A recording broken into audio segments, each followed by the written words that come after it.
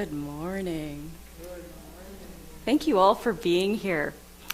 I absolutely love the way the universe orchestrates things. This morning I thought, what do I need to wear to feel inspired to be in this space? And I put on my Indian suit, and there's Prashant with his Indian music.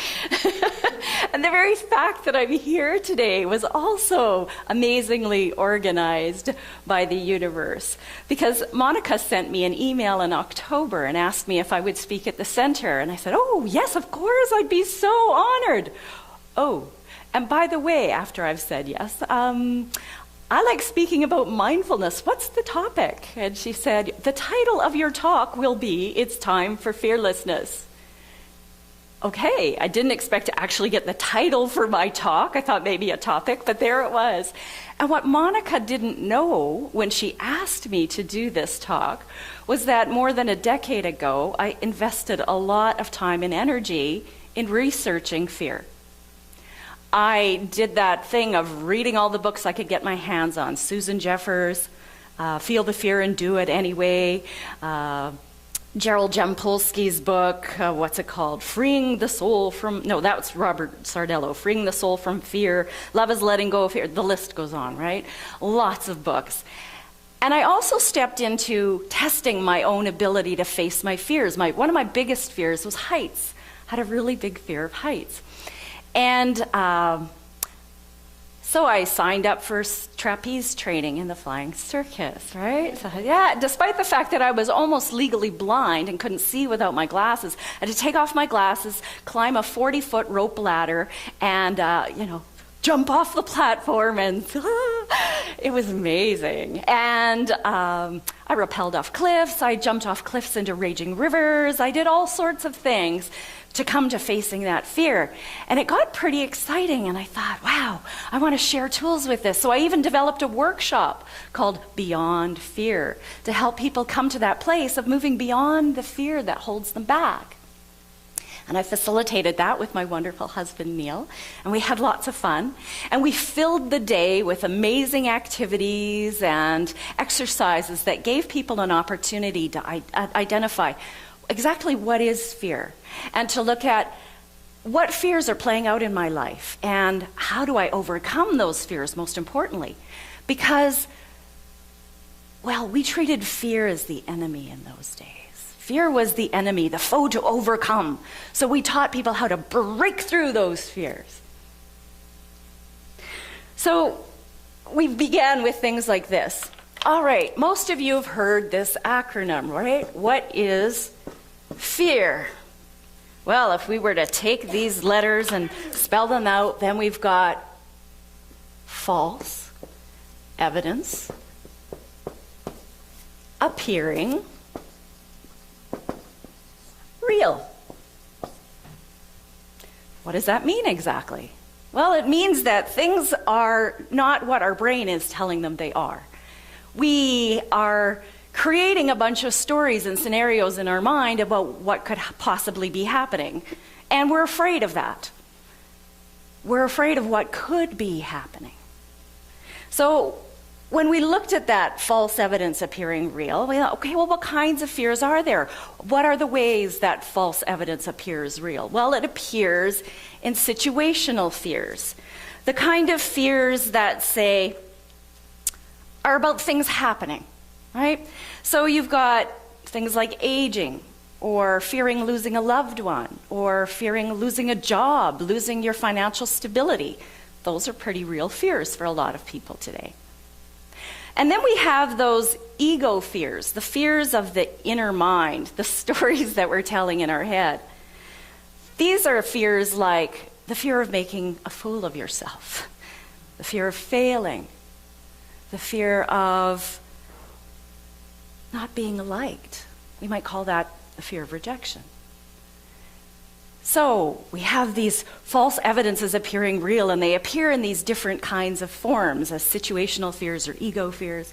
But the bottom line is, under all of those kinds of fears, there's really only one fear. But before I talk about that one fear, let's talk about the fact that what we're really fearing is that something could happen and the potential outcome, right? It's false evidence appearing real. It's not real. So we're afraid of something that might potentially happen, not that something that really would. And how many of those fears are based on experiences from our past? Something has happened in the past that's allowed you to develop a story around that.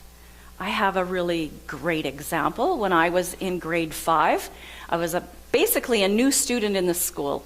We'd moved out into the country from the city in May, middle of May. So for half of May and June, I was in this school. We had the whole summer off, then we come back. So grade 5, I come back to school, and there's another new student in the school. Most of the kids have been going to the same school together since they were in grade 1. So they're a pretty tight-knit community. And the new kid, okay, I'm not going to sugarcoat anything. Back in those days, we were not very polite and politically correct. She was the new fat kid. And kids are really mean to fat kids. They picked on her, they bullied her, they ostracized her. And you know what's interesting? I was this tiny little fireball that said, "That's not right." I had this meme that ran inside me that says, "That's not fair. It's not fair that they're treating her like that." And so I went to our teacher and I said, "This is not right. They shouldn't be doing that. Somebody needs to talk to them. Could I talk to the class? Could I tell them how wrong this is?" And she said, "Absolutely. You can speak at the front of our social studies class." So she invited me to come to the front of the room, and I shook my finger at those students, and I let them know what they were doing wrong, that she was a human being just like you and just like me, and why were we treating her like this, and la la la la la la. And yeah, guess what happened? I had a pretty solitary year, yeah. I got pretty ostracized. Even the fat kid didn't really like me very much because I'd kind of singled her out, but we sort of ended up being friends because at least I had paid some attention to her and I had a little bit of compassion. It was a pretty lonely year. So what did I start to tell myself about standing up and speaking out in front of people? Bad idea. Bad things are going to happen to me if I do that, right? Whoa, don't go there. Don't voice your opinion. Don't go on about how you feel things should be. Because, wow, there are some severe outcomes. And yet, here I am, standing in front of you today. The really cool thing is, yeah, we really can get past those fears. So, I would like you to take a moment. I would like to just indulge this whole situation. If fear is this false evidence appearing real, this thinking about something that really could happen, there are a lot of fears that we could choose from. How about you just pick one? Pick one fear that you have felt at some point in your life. The fear of being rejected, the fear of being left alone, the fear that something might happen to your kids, that you need to take care of them. Whatever that fear is, just really be with it. You could even close your eyes and just let yourself really get into that thinking that happens around that fear. What are you telling yourself? What's going to happen? Listen to all of those stories around all of that.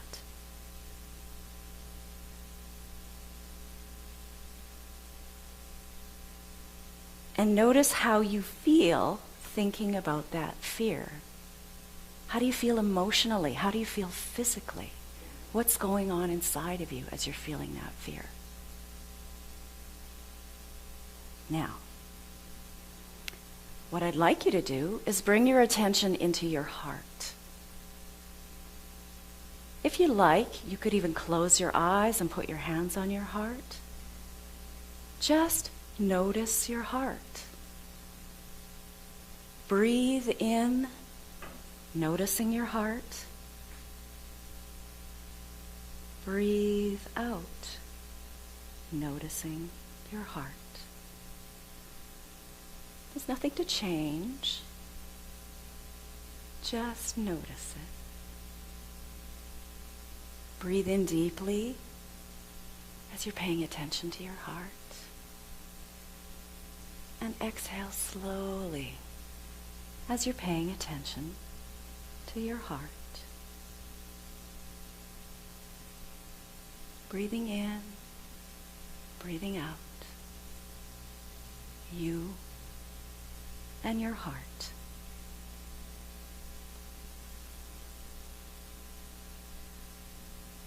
How do you feel right now? Have you stopped thinking about the fear? Are you feeling more peaceful, more calm, more relaxed?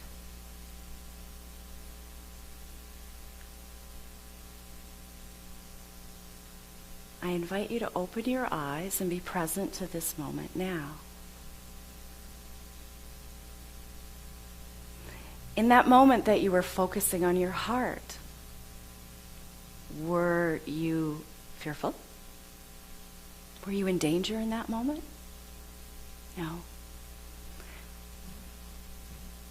If you were successful about thinking about the fear and letting yourself be in it before, you probably were feeling a little more agitated, a little less comfortable, a little less peaceful and calm. So what did we do to change that? All we did was focus. Focus on our heart, focus on our breathing. That's all it takes to create a bit of a shift. What were we doing? Becoming present to this moment, right here and now. Yeah, the sweet practice of mindfulness. That's really what mindfulness is, being present to the here and now in non-judgmental awareness. As I asked you to focus on your heart, no need to change anything, just notice, just notice, just notice. Non-judgmental awareness. Just being aware without judging. This isn't good, this isn't bad, this just is. I'm here and I'm breathing. That's all there is to it. It's funny to think that a decade ago, when we did the Beyond Fear workshop, to this point was about a half a day.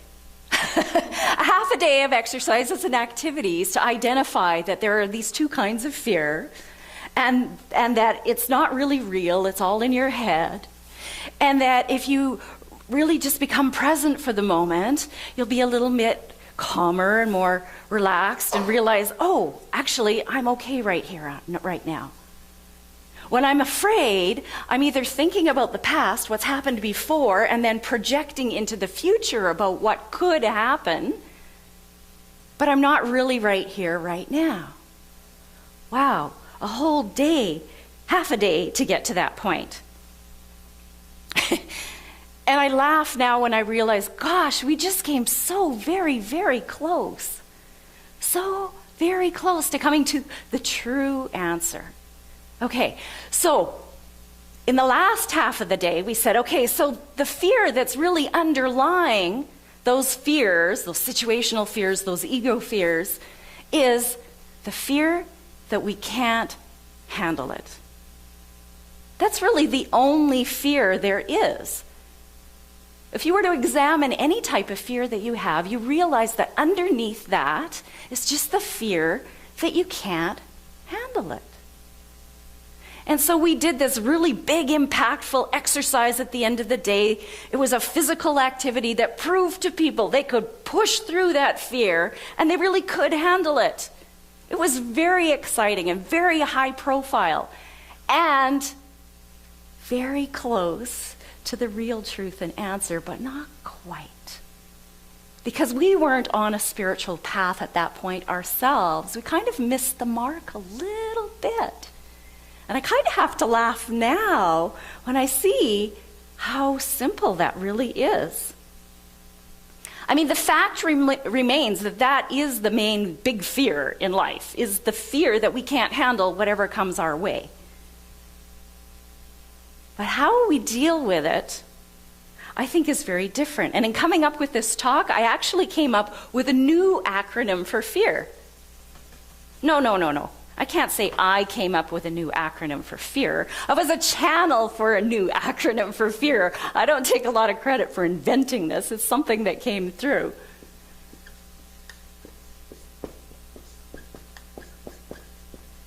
Forgetfulness, edging away reality. Fear is forgetfulness, edging away reality. We're forgetting. When we're in a place of fear, we forget. We forget that we are never going to be handed more than we can handle. Never.